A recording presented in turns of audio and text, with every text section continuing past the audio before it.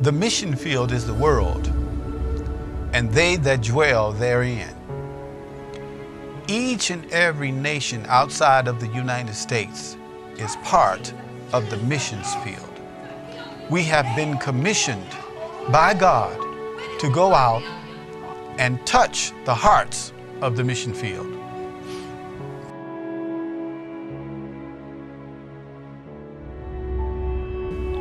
The goal of the mission is to reach the pastors, the less fortunate, the hungry, the homeless, and be able to supply some of the needs, as well as to pray and preach the gospel of Jesus Christ to those on the mission field.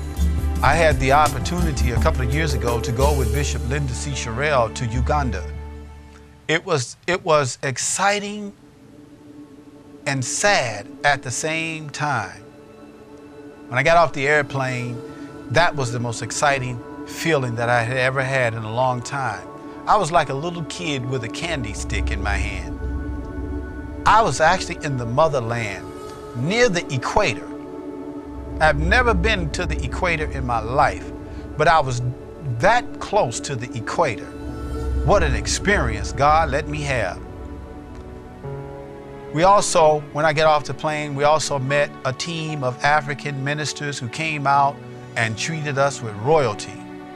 They drove us around, they took us places, they fed us, they did many, many things, and didn't even have the resources and finances that we had.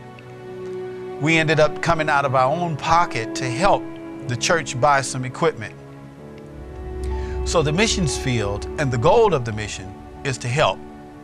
Is to help in whatever capacity that we can. But the ultimate goal is to preach the gospel to the lost. That is the ultimate goal of the mission field, is to preach the gospel, laying hands on the sick, and seeing the sick recover.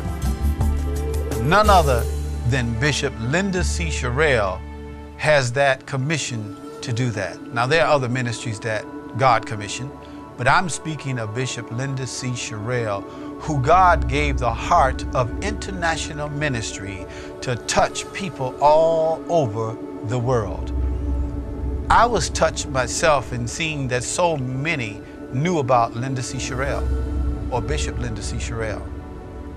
It was a great experience to travel with her. Oh, I felt in place, not out of place, but I felt in place. I felt a part of her life and her ministry. And I've been a part of that ever since. Never gave up, never turned my back, but I'm always behind the ministry to help the ministry go forward. God needs us to do that. You know, in the process of all this, we're going to show you some video footage of some of the places that we went to in Africa. Yes, we did some shopping as well, but we went to some other places that were pretty bad. You know, people were not able to walk. People didn't have, there weren't crutches. They were hungry. People were hungry and starving, and you could see it in their eyes how hungry they were. And it kind of touched me a little bit because I've never really known hunger. I've always had clean water. Even living in poverty, I had clean water. I was able to wash my clothes. I didn't have to go out to the swamp to wash my clothes. I could go to a laundromat, wash my clothes, keep myself clean. Have not always been able to get a haircut, but yet and still I was able to do other things that was of necessity for my life, as well as you.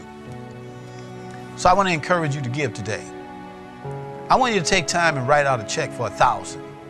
I know many of us, $20, $10, $5, that's fine. We appreciate that too, but we want some thousands and 5,000s. Ministries that sit out there know that they can get with their congregation and sacrifice to help this mission move on.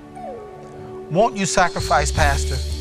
Won't you sacrifice your missions, or won't you sacrifice your congregation and have them to give $500 and up, $3,000, $10,000, $20,000? The Bible says, give, and it shall be given unto you.